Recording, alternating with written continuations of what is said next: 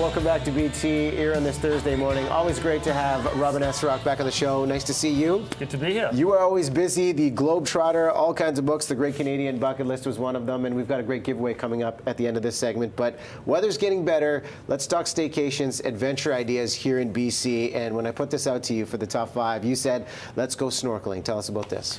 Well, I've been looking for these unique, one-of-a-kind experiences you can't do anywhere else in the world. And I was in Brazil, and I did this thing where I floated down a river tributary, and hundreds of fish are just coming at you. I thought, this is amazing. But you can do that here in Campbell River with thousands of salmon swimming upriver.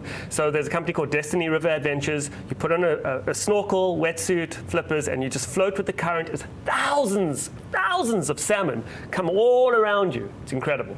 And then how much training or any kind of information do you need before? You just call the company up, get a group of people together, and just go? Off you go, off you go. Everything that I focused on in my book is things that you can actually do. Anybody can just show up and do. Okay, so snorkeling is one. Zip lining up in Whistler, this is a great attraction. Zip lining is all about the place in which you do it, the environment. So here you've got the longest, highest zips in Canada for the moment, between two mountains, Superfly zip. So you go up there, you know, you can spend a couple of minutes zipping between these absolutely gorgeous mountains. It's all about the environment, right? It's all about that space you're in as you're kind of careening, flying across the sky.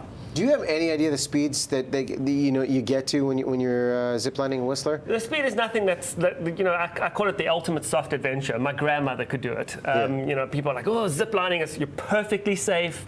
You're strapping in there. It's not like skydiving or bungee jumping. It's perfectly safe. Anybody can do it. Still get a bit of a safe adrenaline rush. Now, when I put it out to you and I said, okay, Okanagan, tell me about an adventure, I'm thinking outdoor wine festival, and you're like, no, it's about the sauna, but with a twist. It's the cold sauna. It's the only one in North America. Okay, there's 3 rooms. It's at a place called Sparkling Hill, which is a glitzy resort.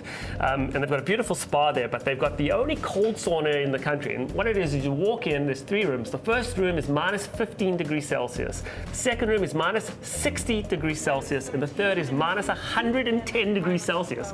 And you're wearing nothing but a bathing suit. And the idea is that you basically almost freeze yourself to death because if it doesn't kill you, it makes you stronger. Minus 110? Minus 110 degrees Celsius. That's incredible. And what's the feeling afterwards? Well, every pore, every cell in your body starts freezing over and your mind goes to a very dark place. And they've got Bob Marley kind of piping in to keep you with warm thoughts there. And you walk out there and all the blood starts rushing in and you go, oh my God, I feel amazing. Yeah.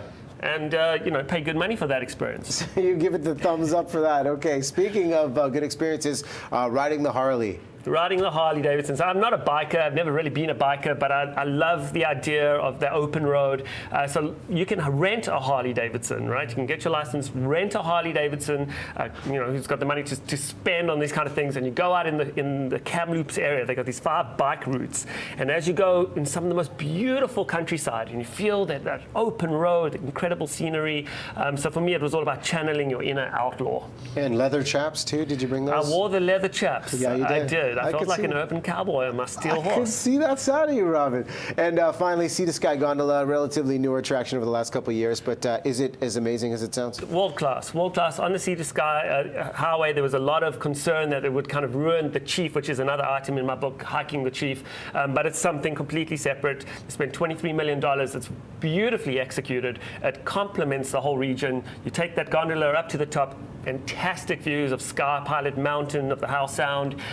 Really, really well done. And if you haven't done it, this is the summer to do it. And if you're going to do it, how many hours should you invest? Is this a whole day thing, a good 8 hours? It's a half day, an easy half day from Vancouver. Okay, nice. All right, Great Canadian Bucket List was the book we talked about off the top. If you want more ideas of what to do in BC, Robin's got a new one, the Great Western Canada Bucket List. You can win this right now. Contests at btvancouver.ca, subject line, bucket list. Robin, thanks for coming by.